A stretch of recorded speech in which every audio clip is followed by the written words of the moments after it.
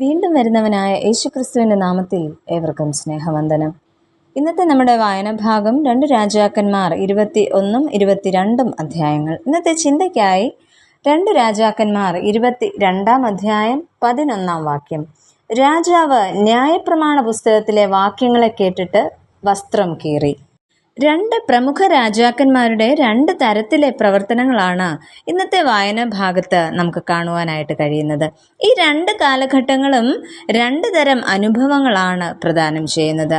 ഒന്ന് ഇരുളടഞ്ഞ പാപത്തിൻ്റെതായ കാലഘട്ടമായിരുന്നുവെങ്കിൽ മറ്റേത് ദൈവവചനത്തിലൂടെയുള്ള ആത്മീക നിറവിൻ്റെ, അതായത് വെളിച്ചത്തിൻ്റെ കാലഘട്ടമായിരുന്നു. ഈ സംഭവത്തിലൂടെ തകർച്ചയിൽ നിന്നും എപ്രകാരം നമുക്ക് വീണ്ടെടുപ്പ് സാധ്യമാക്കാം എന്ന് മനസ്സിലാക്കാം. ഒന്നാമതായിട്ട്, നല്ല പതിവുകളെ തകർത്തു കളഞ്ഞ രാജാവ്. 21 അധ്യായത്തിലേക്ക് വരുമ്പോൾ അവിടെ നാം മനശ്ശെ രാജാവിനെ കുറിച്ച് വായിക്കുന്നു.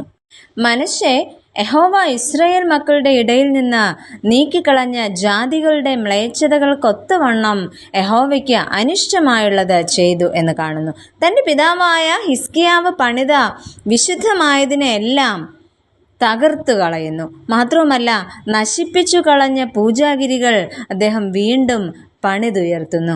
ബാലിന് ബലിപീഠങ്ങൾ ഉണ്ടാക്കുന്നു. അശേര പ്രതിഷ്ഠകൾ നിർമ്മിക്കുന്നു.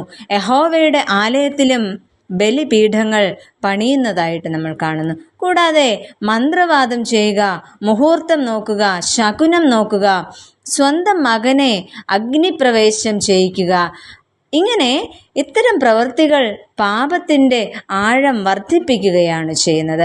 ഒരു നേതാവ് തിന്മ പ്രവർത്തിച്ചാൽ ഒരു ജനത മുഴുവൻ പാപത്തിന് അടിമയാകും എന്ന് ഇന്നത്തെ തിരുവചനം നമ്മോട് പറയുന്നു.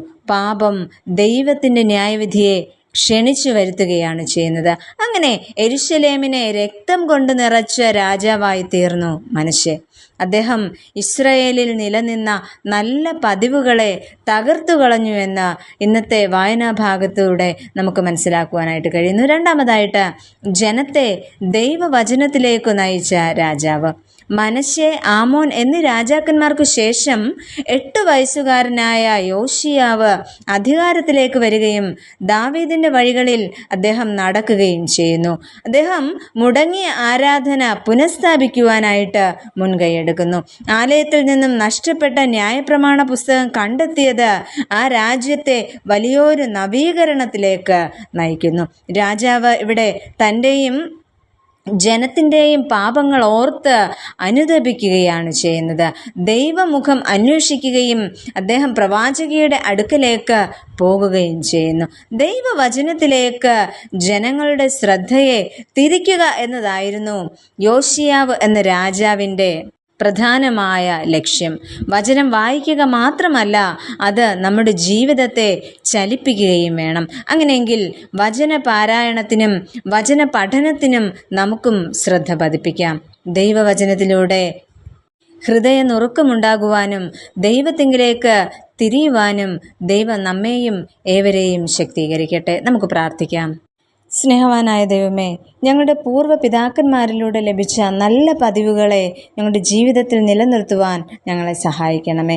ദൈവവചന പഠനത്തിലൂടെ വചനത്തിൻ്റെ ആഴങ്ങളിലേക്ക് ഇറങ്ങുവാനും ഹൃദയ നുറുക്കമുണ്ടാകുവാനും അതിലൂടെ രൂപാന്തരമുള്ളവരായി അനുഗ്രഹകരമായ ജീവിതം നയിക്കുവാനും ഞങ്ങളെ ഏവരെയും ഇടയാക്കണമേ.